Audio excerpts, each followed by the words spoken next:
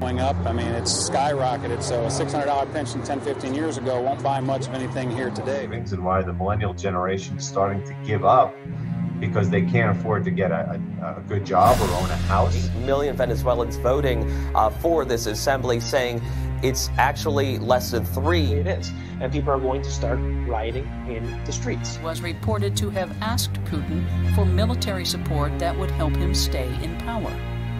We will make America safe again.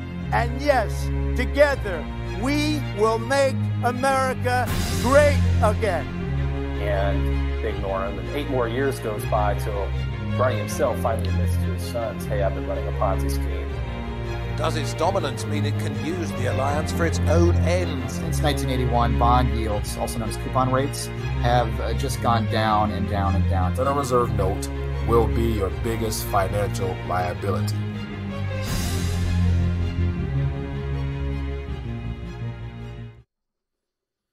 RTD Live Talk.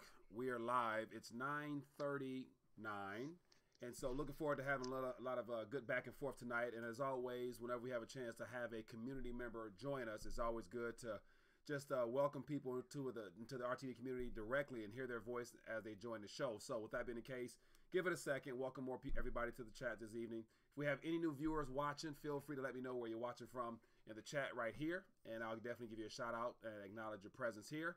And more importantly, throughout this evening and this interview with Pete from Colorado, if you guys want to give us a call and ask any questions or whatsoever, feel free to do so. We're going to just share our thoughts and opinions and go from there. But the number above me, 1-833-LIVE-RTD. It's for you to call in and let your voice be heard. And so someone mentioned volume is not up, so let me cut my volume up. And so, as always, it's good to get immediate feedback. And so volume is up on my end. So it should be good. Let me know in the chat. It says talk louder. So I'm talking. Can you hear me? Let me know. Give me a thumbs up if you guys can hear. It says turn up your mic. So let me try to cut the volume up. Properties. Let me try something here. Blue mic. And so it's always good to be able to get feedback right away. So how are we looking? Can't hear you. So you can't hear me. So let me work it out. Okay, so give me 1 second. What I probably need to do is microphone. All right.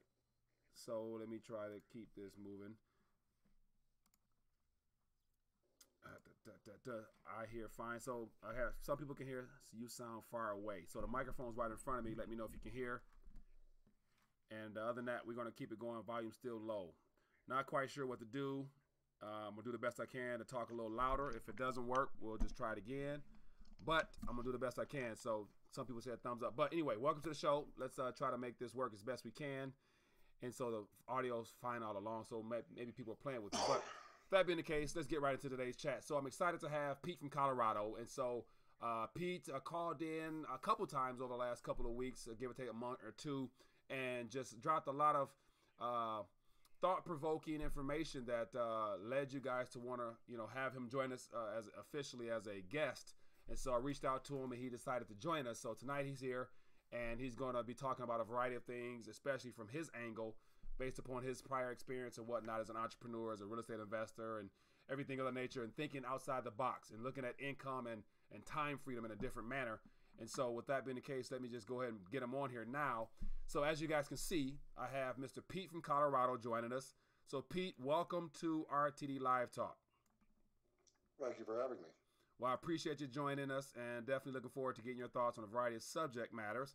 But more importantly, for those that remember you from the time you called in, and I think it was more so you asked a question about solutions. I think you said something like, Mike, you talk about problems a lot, but you don't really get in touch with the solutions. And then you reference that you think about things a little bit differently. So why don't we pick up right there and just let me know from that conversation back in the day. We're talking about just, if the world comes to a halt and things happen to crumble, what will we do? What should we do? Let me ask you that question. So you're in the hot seat now. And so given all the things that's happening around us, all the things that's projected to come, Pete from Colorado, what do you think about that? What do you say about that? And what are your thoughts on the future? Well, I'd say focus on what you can control. That's the place to start. Yeah. One thing, when I brought that up, you were talking about an event of the day. It doesn't even matter what it was. I was just asking you, maybe we should speak to education, things that we can control, and build from there. There are a lot of things going on in the world that are very interesting. I don't believe we have access to honest information. We really have to speculate, but there are many things that we do have control over. Mm-hmm. And that's where our attention in our personal lives, our family lives, our spiritual lives, that really where our attention needs to be individually. Yeah, I agree 100%. And so I'm trying to, a couple people mentioned that the mic is not as high, so I'm going to try to put it up as best I can, and we'll keep it going. But focus on what you can't control. And so we know right now, based upon all the situations in the Middle East, we've been in war for 19 years. All of my adulthood life, we've been in war. And so we've spent $7 trillion. The national debt is about to reach 22 trillion, 23 trillion. Income inequality is at an all-time high. We have the wealthy are getting richer, the poor are getting poorer. What can we control? We can control what we do. When you're talking about, yes, we've been at war for all but 12 years of our nation's history. We can't control that. Mm-hmm. The rich are getting richer, the poor are getting poorer. That's a problem of education. Mm-hmm. I work at a school. I've seen the National Financial Planning course. I've studied it. I'm offended by it. It doesn't say a word about taxes, mm-hmm. which is probably one of the biggest things keeping people poor. Mm-hmm. When it talks about debt in what our kids are being taught about, it says use, don't abuse. Mm-hmm. It doesn't even mention budgeting anymore. It teaches kids to have a spending plan. Our Congress and our government hasn't had an actual budget since 2006, 2007, when George W. Bush was president. We've had spending bills for 12 years. No one talks about that. Yeah. We haven't even had a budget. But how can you win if you don't even know what the rules are? And how do you know the rules if no one will teach you? Right. Very good point. And then it's up to people like you to help, teach what the rules are. Right. Right. Now, do you foresee a time where the rules of the game will change, where people will be informed on what is most important, or is it one of those things where people are going to find out the hard way? The rules are always changing. Yeah. I spent a lot of time just studying tax law mm-hmm. because it evolves all the time. Yeah. I overpaid in my quarterly deposits this year because I didn't factor in the 20% pass-through entity deduction. Mm-hmm. It's always changing, and you have to stay on top of it. I mean, tax law is pretty boring, but it's one of the things that, just keeps people poor. Mm-hmm. Yeah. Yeah, and I think we had spoken about above the line accounting and below the line accounting. If you don't know the difference or you don't know what that is, you're playing the game with one hand tied behind your back. Right. And so I think definitely the loopholes in the tax system and just the fine details of taxes, those that are wealthy or those that are knowledgeable, such as yourself, who actually study the tax laws and the changes along the way. And I'm a big fan of Robert Kiyosaki, and he always put out videos about how the rich are able to get away without paying tax legally. And so he enjoys it and he brags about it because he knows how to take advantage of and to work along with the system designed to make sure he retains most of his capital. Now, from what you've studied in reference to you being a business owner, if you want to, feel free to chime in as far as some of the things you're involved in so that we can get an understanding as to why you study tax law so heavily as the way you do. Well, I mean, it's just, I don't make the rules. Mm-hmm. I don't agree with the rules. Mm-hmm. But they are what they are. They're beyond my control. I'm going to play by them. Yeah. And yes, they're constantly changing. The rules are always changing. Mm-hmm. And the best way, you talk about Robert Kiyosaki and how he brags about it, maybe he shouldn't do that. Mm-hmm. But different forms of income are treated differently. Mm-hmm. But if you go to usadebtclock.org, if you had that capacity right now, you would see that the overwhelming majority of taxes collected by the federal government are income taxes. Mm-hmm. If you look at the corporate taxes collected, it's $200 billion a year. It's nothing in regards to our $4 trillion budget. But it's always been that way. Yeah. A business, an entity, a corporation, an LLC, an S corp. The whole point is to not make a profit. You spend everything above the line. That's the way it's designed. And that's what I do now. Yeah. Yeah, I understand. So, yeah. So I'm in the same mindset. My goal is to utilize every advantage I can for business sake, of course, to not have to give anything if I can, and to not never owe anything, preferably. So let's cover that a little bit deeper. So a lot of people say if they have earned income via direct employment, then taxes are taken out directly. So the only people who are probably entrepreneurs, self-employed, or 1099 or whatever, LLC or whatever, can actually take advantage of these opportunities. So how important would you say it is now, probably more so than ever before, to get involved in some type of venture so you can take advantage of these tax opportunities? All you need to do is go to the Secretary of State in your state and get a trade name. And as far as the IRS is concerned, and this isn't advice, I'm not an accountant, but this is just true. It's been true in my whole life. It hasn't changed. It's been this way forever. Then you can file even as a sole proprietorship. And as a sole proprietorship, mowing lawns to the house next door, the way I explain it to my 13-year-old son is that if you have a job, the taxes get taken out before you get it. Yeah. So the government takes their money first. If you are in business or if you have real estate, rental properties, you get your money, you spend it, and the government may get what's left. That's the difference. Yeah. And the rules have been this way for a very long time. It's nothing new. Yeah. And I'd rather spend the money first. I'd rather invest in capital equipment and have depreciation than just pay, taxes. I can look at what my number's going to be and make decisions before the bell.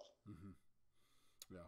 Now, so understanding that there, so people, have a better understanding of the whole, just basically taking advantage of opportunities out there. Basically, do your homework, do your research, find out what you can do to utilize the tax service and the tax system to your advantage. And so that's one particular area that we're talking about of something that you can't control. You can control that. Educate yourself a little bit. Get involved in some opportunities that allow you to take advantage of the tax system in that capacity. Now, what are some other things that aren't within our control, given everything that's happening around us? You have to lower your expenses. When it comes to financial education, it's discipline.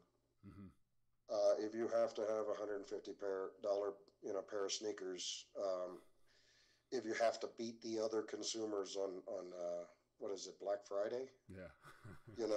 If you have that mindset, it's pretty tough to out-earn your habits. Yeah, out-earn your habits. And the other thing that comes into taxes, and as far as what you can control, you only pay taxes on income that you actually realize.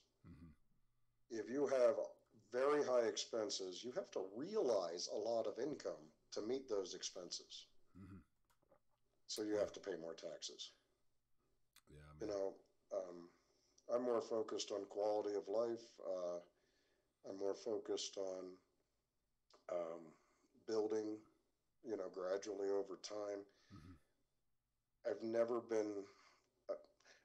financed a car in my life. I'm not very interested in having a big box in a suburban block and pay top dollar. Controlling your expenses is absolutely number one of what you control. Now, controlling your expenses, is one of those Dave Ramsey baby step type of opportunities. Like, it sounds like common sense. Only spend in accordance to your necessities and probably a little bit on top to enjoy the fruits of your labor. But beyond that, that it's difficult in this day and age when we're in a consumerism type of environment where we're bombarded with opportunities of easy credit, buy this, get one free. And so it's hard for, especially the younger generation, to not get tangled up in keeping up with the Joneses or, having a nicer car, a roof over your head. Even the basics now, depending on where you live at, can be considered expensive, especially if you live on the coastline, California, East Coast. And so we're talking about housing and things of that nature in our conversation prior to. And so basically costs are still going to go up. Now, how do you kind of combat the idea that your expenses will go up? And then if your income don't go up in proportion or far above that, you're still going to be on the low end looking out, trying to make something happen. What would you say about that one? I moved. Yeah. I lived in Massachusetts before I moved to Colorado. Mm-hmm. You go to Cape Cod today, and I saw that the same families owned everything for 400 years, and I didn't have a chance there. Yeah. What I could earn when I got out of college would there was no future, there was no life, so I went somewhere else. Yeah. You know, and right here where I'm at now, I don't know if I brought that with me, or so many people moved here and brought it with them, but yeah, a young person here can't make it. What they can earn can't meet their expenses. You can't fight the system. You can't control it. It's out of hand. You have a huge number of people, you know, squeezing into these bubbles, competing for certain jobs, and therefore they're competing for housing, and it's awful. And it's an unwinnable game. If you're making a minimum payment on your house and you're never going to make it 30 years and you refinance before 7 years, you're just paying rent to the bank. And, you know, you got to put yourself in a place where you can, you know, succeed. That's, you know, I went away from everything I knew. I'm willing to do it again in the future if I ever had to, but I don't control those things. I have to put myself in a place where I can win. Yeah. I control that. Yeah. Now, one of the questions asked by a viewer is not necessarily a question, but, you know, in your opinion, what are some ways that people can establish a parameter of what they need based upon what they want? You know, from your experience, based upon your adventures and the opportunities you've came across in your lifetime, needs and wants. You know, what are some things that can help people better to establish how to gauge what's important and what's not? If you're talking to a younger person, especially, say just a younger person that's strapped in that, you know, scenario you're talking about now, can't really make it in your area now, what are some things you would tell people how to distinguish between needs and wants? Well, you know, I guess I'm probably not the person to ask that question. In my you know, my upbringing and the way I've lived my life, I don't value material things at all. Mm-hmm. I need to eat. I need to have, you know, a roof over my head. I don't necessarily need heat. Mm-hmm. My wife insists we have indoor plumbing. You know, she's needy like that. Yeah. But no, I don't know if I can relate to people when it comes to that, because I've lived like a preacher my entire life. I have nothing of value, and I don't desire it. Mm-hmm. Yeah, that's good. And so not having, okay, what I'm trying to say, not necessarily needing a lavish lifestyle. You're comfortable for where you're at. And so that plays into the third thing I want to talk about, that, you know, we're talking about controlling things you can control. The second one is understanding taxes. The third one was, what point was the third one?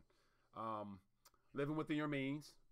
And so the fourth one, and so given that you've given us three kind of things to chew on, the fourth one, you reference about time freedom, about being able to, once you are living within your means, you are comfortable where you're at, the opportunities it then affords you, if you're not, you know, bogged down by debt and, you know, slave to a system, then it gives you opportunity. So talk a little bit about that. Well, the one thing I noticed that in kind of your genre, mm-hmm. They call it the Matrix, mm-hmm. and it's disturbing how that's actually a relevant. It has some traction. It is real. Yeah.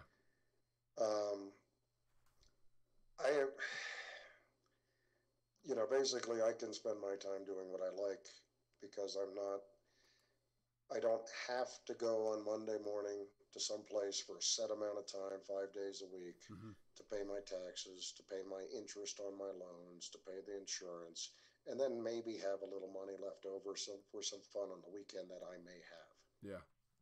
For me, personally, but liberty. You know, and we all have the ability, with great sacrifice and with risk and discipline and time. It doesn't happen quickly. Mm-hmm. We all want that liberty. Yeah. You know, I never understood working at a job. Because part of this I saw in your promo was alternative ways to make income. I remember that when I left Massachusetts and I came to Colorado to go to CU Boulder, I got a job for a moving company because I had to do 1 year wait to get in-state tuition. Mm-hmm. And I remember at the time the difference was between $20,000 a year and $4,000 a year. Mm-hmm. And I could wait a year to save that money. I got a job for a moving company. It didn't You know, it was okay. But I could rent a truck and I could do jobs on my own on the side. I didn't have to work for that moving company. I could perform the same service for me. You know, and that's basically been my mentality my whole life. Yeah, that's real, man. And so that's good. And so I remember a part of one of the conversations, you mentioned the importance of having multiple streams of income. Absolutely. And so just to build like a little foundation here, I'm mentioning all those prior points. And so time freedom was the fourth one. Third one is expenditures, living below your means. The second one, give it to me. Anybody out there in the chat? I'm building up to something here with that, but we'll get back to it. So I'm trying to make catalog of these things, because definitely, man, these are things that are not like, you know, they're not rocket science. They're practical things, but yet we need to be reminded every now and then of some things that can really encourage those that might be in a position where they, you know, were looking for some answers. So multiple streams of income. Give us your rundown on that. I think you mentioned you had several. So assuming that you've been building that and working on that for a while, and so that, you know, that you have to be proactive in making sure you maintain all that. So give us a rundown on the importance of multiple streams of income. Well, it's the old expression, you can't have all your eggs in one basket. Yeah. And that's never changed. I've never had one source of income. I've never counted on one thing. When I worked at the moving company, I quickly found myself subcontracting for 11 moving companies, and they could bid for me when they were short on guys. I never had to count on one of them or to keep one happy. I do jobs on the side. You know, later on, you know, I worked in a casino. I did drop. It was the greatest job I ever had. I worked 3 nights. If I worked really hard, I could get done in 7-8 hours in a shift, but they paid me shift pay full time, and I got benefits, but I worked my other 4 days. I do odd jobs. I started 2 businesses in that way. I started a drain cleaning business. I started, you know, I continued the moving business, but nothing was creative or smart or original. There's 168 hours in the week. There's a lot of time. Yeah. You never have to have one source of income. And that was when I was at the bottom with nothing. Yeah. But if any one of them just said they had it with me, I wasn't done. I could work 7 days a week if I wanted to. Yeah. That's real. Now, as always, people, for those that might be chiming in late, talking to Pete from Colorado, member of the RTD community, who you guys requested that we had on, being that we had some great conversation weeks and months ago. So he agreed to come on. And so definitely, if you guys have any questions, feel free to either call in or ask us right here in the chat. And I'll definitely love to pick his brain some more, because there's definitely more we can cover. And so let's get into somewhat of like the whole preparedness aspect for the uncertain times, like things we can't control. Like we know that things around us are changing, as we mentioned earlier. When it comes to being prepared from a financial standpoint, like necessities, you know, food, shelter. Give us your rundown on your thoughts on preparedness for the whatever event that could be coming. Well, is that directed at me? Yeah. Yeah. You are a little quiet on my end too. Oh, I am. So that's not good. All right. So I got to shout a little louder all the way around. Give me a sec. I got to figure this out. But my thought was being prepared. Like the idea. Can you hear me? I can hear you. Okay. You're quiet, but I can hear you. Okay. So I'm not sure what's going on. It's, you know, a lot of things running in the background, but being prepared for the uncertain days ahead. And so financially, we all talk about precious metals. And then we got, you know, other alternatives. I'll leave those other alternatives alone. But then when it comes to food, water, shelter, you're in Colorado. So definitely, you know, you guys got you got to be prepared in Colorado because of the weather and the altitude you're at. So give me your thoughts on preparedness and some practical steps that someone, once they line up all those other things, step 6 or 7 could be preparedness. Well, you didn't mention community. Do it then. Go ahead. Give us community. Yes. Go ahead.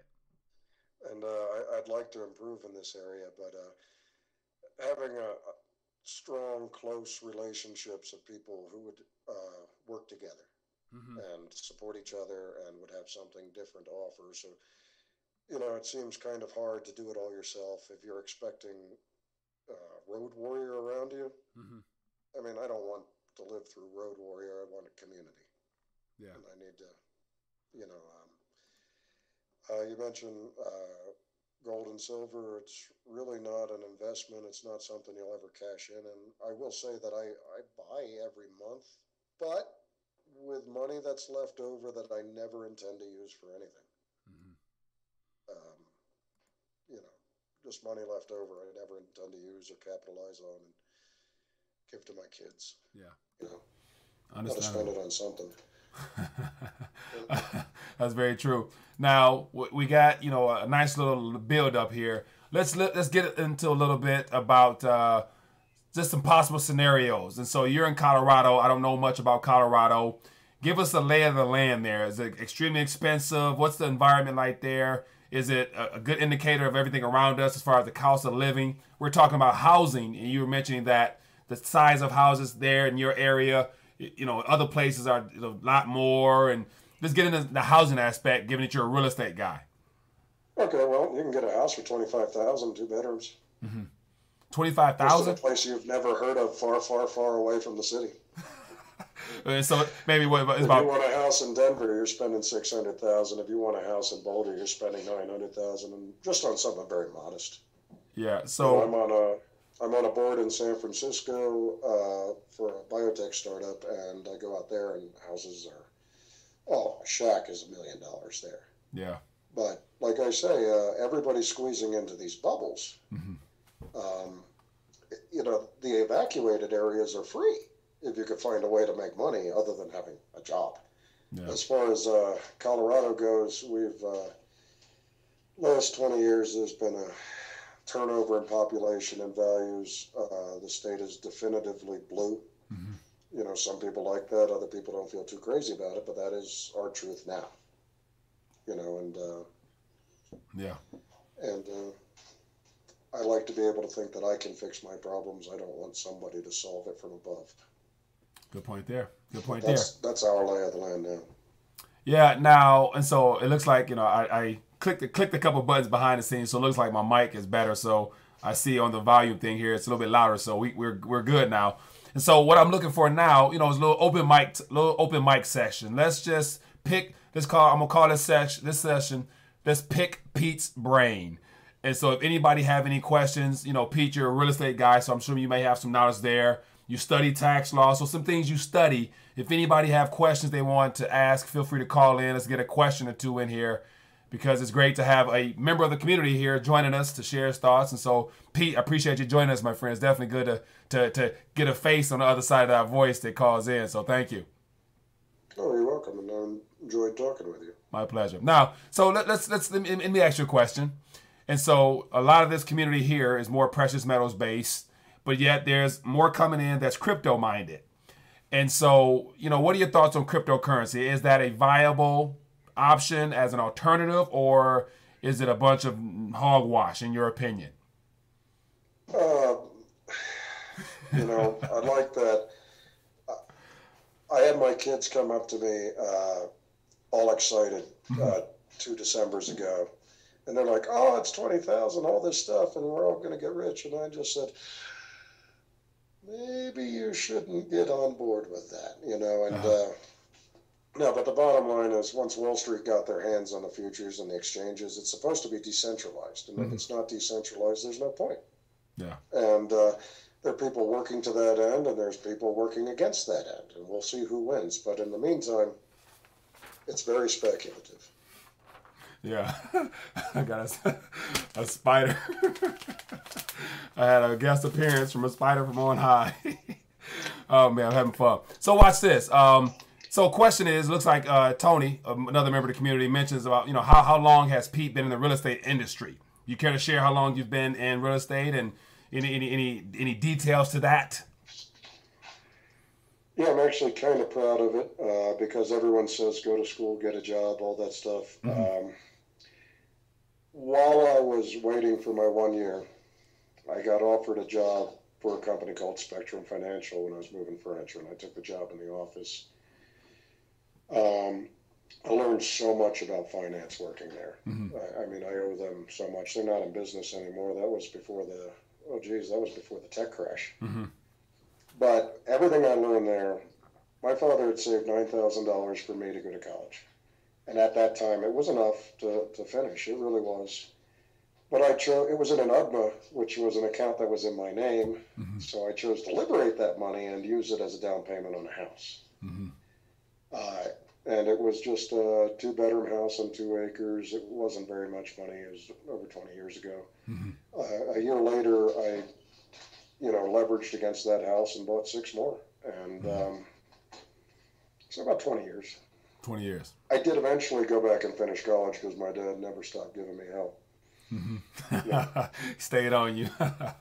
Yeah, man. So 20 years in the real estate industry. So you've been around, done there, and so still doing that. And so that's one of your, I want to say you mentioned, 10, 11 streams of income. So assuming if you have, what would be, okay, of course, there's no viable answer to it. But in this day and age and moving forward, it's been a fact that most people will have, I think his numbers like between 4 to 5 to 6 different jobs in their lifetime or within a certain time period. Whereas in our grandparents only had 1 job, maybe 2. They worked until they called it quits. Those days are done.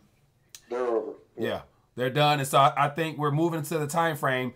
And as I always talk about on the show, there are so many layoffs happening right now, especially with GM, not far. And so that's just the beginning. And I think this year we're going to have more things ramping up and downsizing and restructuring.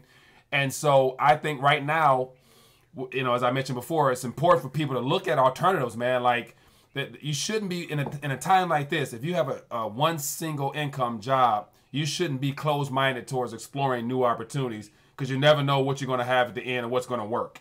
What do you think about that statement? You don't want to end up like the French. Oh, yeah, in the streets, yeah. I would imagine those people, if they're protesting heavily every day during the week and then they meet up on the weekends for real, they got some time on their hands. So, yeah. Well, they actually have jobs in France. Yeah, they do. But the problem is, in how I've studied, tax law, the worst thing about it is, let's just go far out there. All right, let's just say we have a crash, and let's just say our politics swing hard left, and they pass Medicare for all, right? Why should someone working at 7-Eleven pay for my health insurance? Yeah. But that's how the system works. It's all based on income and employment. That's morally wrong. It's evil, but that is how it works, and that's how it is in France. That's how it is in Canada, and that's why they're burning the place down in France. I'd be pissed off too. Yeah, but that's how taxes work. Yeah. So all these things, the only people that pay for it are the workers. That's tax law. Yeah. I don't make those laws. It's just how it is. You need a job when you're young and you're starting out, but you got to do whatever you need to do to make your own way because this revenue has to come from somewhere, and it's not going to come from corporations. All right, so we have a call. Let's see if we can get this call on here along with this. Hello, caller. What's your name? Where you calling from? Hello. Hello, how you doing? All right, how's it going? I'm doing good. Pete, can you hear this? Oh, yeah, I can hear you. Okay, 1 second. Pete can't hear it. Let me, So, Pete, you cannot hear? I cannot hear him, no. Okay, 1 second. Let me try to switch something up. And so, caller, do me a favor. Hang up and call. Yes, hang up and call right back. I'm going to pick up from a different line, if you don't mind. Okay, sir. All right. All right, so he's going to call back. I'm going to answer from a different line. And so, yeah. So, we'll wait for that call. But in the meantime, you're gonna call back. I'm gonna answer from a different line. Oops, 1 second. Got a lot of stuff running back here. So I had a thought. Whoa, damn. Okay.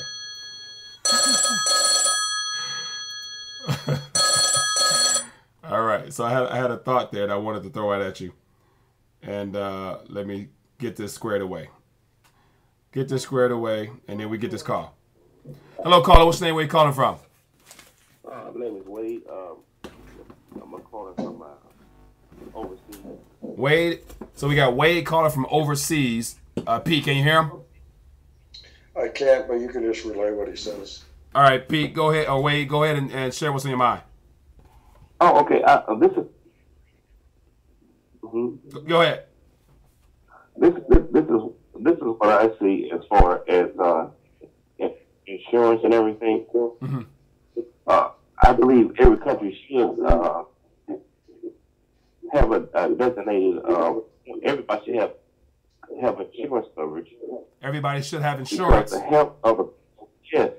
Okay. Because the country and its sovereignty has to be protected by those people, and if those people's health and their welfare is not established, when it's time to protect our country and the people don't have their health, how can you protect something when your health is bad?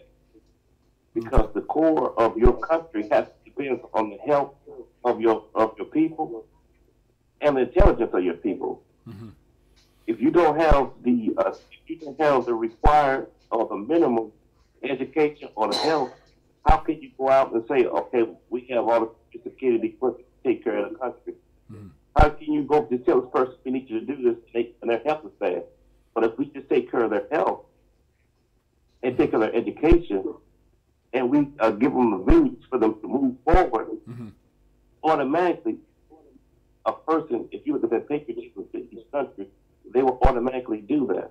Okay. I was over in Japan, mm-hmm. and I watched how they take care of the citizens with the insurance. Mm-hmm. When I was to Australia, automatically got insurance for by health. Okay. All other countries I went to, as soon as you hit the ground, they give you help. And so my question was them, why is that? They said, well, if your health is bad, how can you be an asset to the country mm-hmm. right. without having your health and being able to move forward? Because if you can't move forward and you can't see, nor can you be an asset, nor can you help the society itself. Okay, so I got you. At the end of the day, yeah. So we all have to work together. Just get them and saying, you have to create a community. But if you got a community of 6 people, then whose intelligence can't move forward, how can you right? How can you move that society? Okay. How can you move the community? All right, so I got you. So Pete, do you happen to catch that? I didn't catch any. Okay, so I'll wait. So I appreciate you calling. I'm gonna sum it up as best I can for Pete, and then we're gonna talk about it a little bit off air. All right. All right. Appreciate you. Thanks for calling in.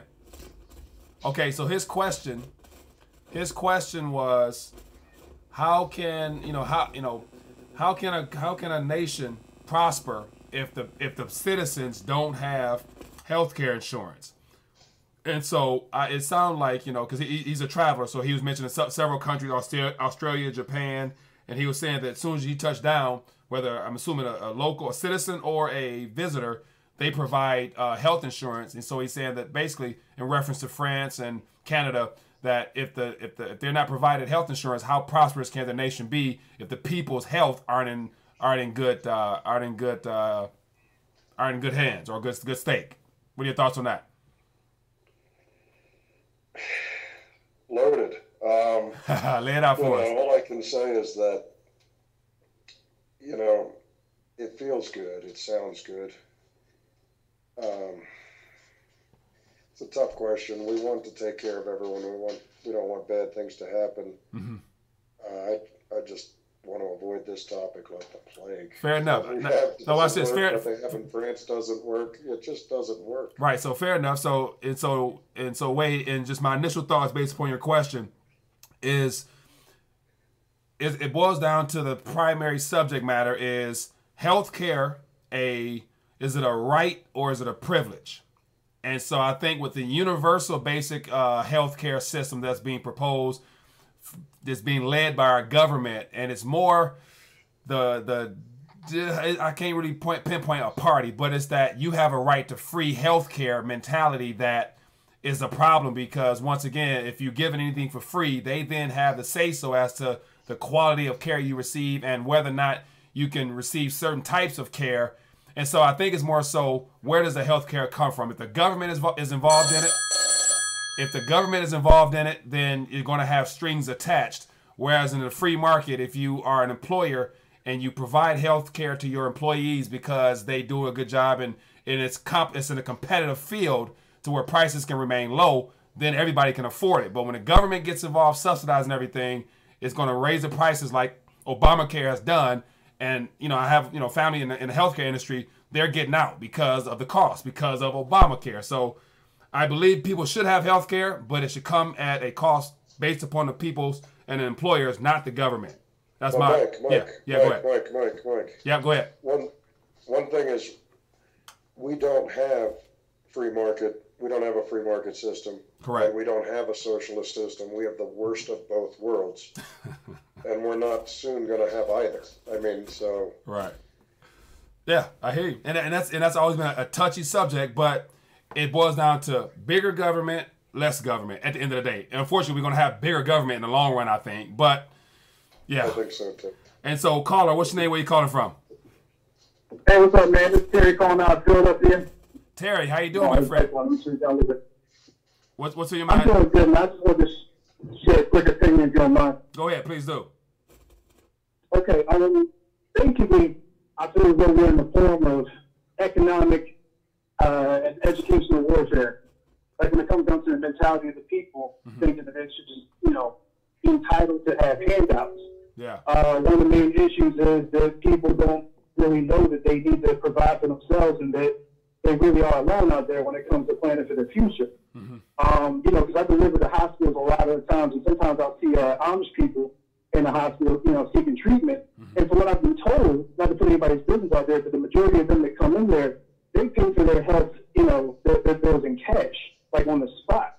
A lot of them will come in for insurance whenever they need to, they come to the hospitals to deal with those certain types of things. Yeah. Also, when we were talking earlier about jobs and having different types of sources of income, you got a lot of people that are dumbed down and they think like, all right, I'm going to graduate from school, I'm going to get this job and I'm work, that's it. And they sit around on the couch and don't do anything all day. And they wonder why they're still broke or, where their money's going. It's a lack of education.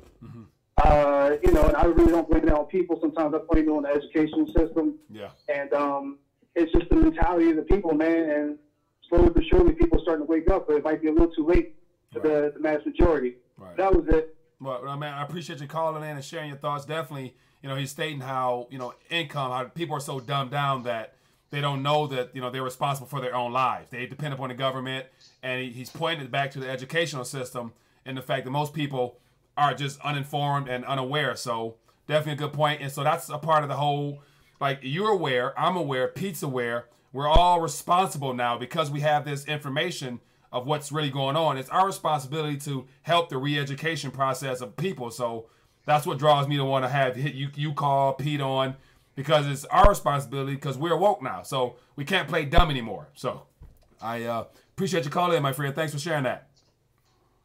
All right, have a good one. Pete, you got something to say?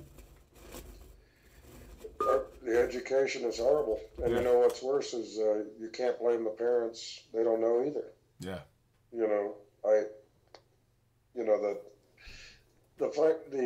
The personal finance that's taught to our students in high school is atrocious. That's national program at 5 points, and there's nothing in it that's false, but it just omits everything that matters. And the problem is so overwhelming. It's almost easier to just say nothing and be polite and talk about the weather and that local sports team. But that's hard. That's hard to do, man. I'm finding myself more so because right now I've noticed, especially doing this video stuff, that more people now are politically minded because of their dislike for Trump. And so we got more people now actually taking interest in politics, even though the information they're hearing it from is a little biased and it's lopsided, but they're still interested in hearing and talking politics now. And eventually they're going to be interested in talking money and finances and monetary policy pretty soon as well. And so I would like to, I use those as conversation starters just to get in there and share some stuff, but yet knowing that most people are embedded in their own thought process, that they won't accept or be open. But my job is basically just to plant a seed and let time, and everything else cause it to sprout if it's meant to be. So that's the responsibility I place upon myself. I have my ways, but I pick my battles. Yeah. I understand that, man. I understand that. But hey, man, it's so we've been about 40 plus minutes, man. This has been a great conversation. And so we'll go a couple more minutes. But other than that, it's been great having Pete from Colorado join us. He's a member of the RTD community. And so definitely you guys requested that I have him on. Here he is. And so it's been great going back and forth. And so he's laid out from beginning to end about 7 steps or 7 methods to his madness that makes him different from everybody else and allows him to think outside the box.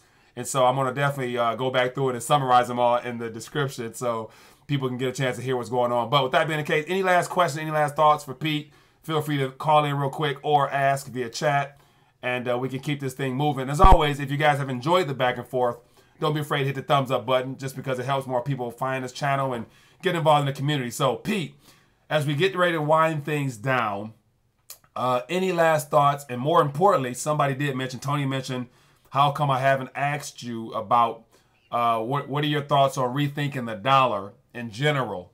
And so I'm going to end that with the last question. What does the words rethinking the dollar mean to Pete from Colorado? Well, it's global. Mm-hmm. It's more than the Federal Reserve Bank. Yeah. It's,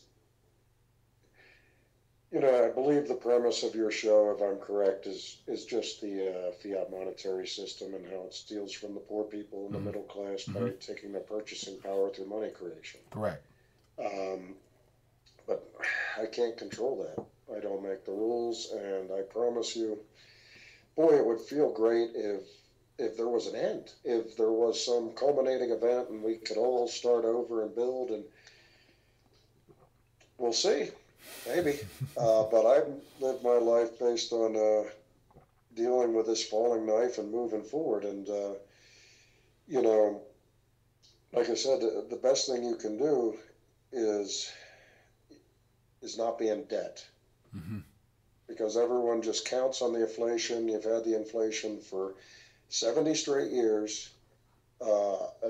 Deflation is the worst enemy to people who are in debt, and after 70 years of no more than brief periods of deflation, nobody's prepared for that. It would absolutely wipe them out. Yeah. But the bigger thing is people at least need to understand how the process works, because, well, we hear a lot on the internet and a lot of people who are factually correct that, the fractional reserve lending, and they're not pointing out how far as a civilization and a globe we've come because of fractional reserve lending. I mean, this might infuriate people, but these resources don't occur naturally. The poorest people in our nation can be morbidly obese. You go back 400 years, 800 years to the Dark Ages, somebody in starving spring dying to death, and you show them someone who's 500 pounds and has running water and TV and video games all day, they're not going to be very sympathetic to the plight of our times. Right. So we've accomplished unnatural things because of fractional reserve lending, but it's our reality. It can't work forever, but the only other thing I want to say is that you got to control what you can control. You have to build your relationships, and it's a madhouse. And I got to tell you, like, we're so divided. I can get along with anybody when I'm in a room face to face with them, regardless of what they believe, and I can love them, and I don't have to hate them because they're on the enemy's side, and they don't have to hate me. I'm not on a side. Right. Don't get caught up in the division. Right. Understand that, man. That's good stuff, man. So I got a couple questions coming in the very last minute all of a sudden, but it has to do with real estate. And so Legendary Lou says, should we buy income-producing real estate now or wait for the bubble to pop? Where? Yeah, everything's expensive, so I take that's on some. It's not expensive everywhere. Yeah, as you mentioned. There's no tenants. As you mentioned. And where you have an endless amount of tenants, the math doesn't work. Yeah. You buy when the math works. Yeah. It doesn't matter when that is. There's always deals. But if you don't understand the math, you need to study. Good point, man. Good point, man. So we're gonna leave it on that note there. And so, Pete, it's been great having you join us on Rethinking the Dollar, aka RTD Live Talk. And so, with that being the case, everybody, it's been good having you guys join us this evening. Thanks for tuning in. Thanks for the questions. Thanks for the calls. More importantly, you guys, if you have any interest, all the free resource sources down below. Give this video a thumbs up, and if you found it informative, feel free to share with the family and friends, because this is information that everyone needs to hear, especially those that are not in the fold of this community here. So with that being the case, be blessed, be safe, and I'll see you guys later. Peace.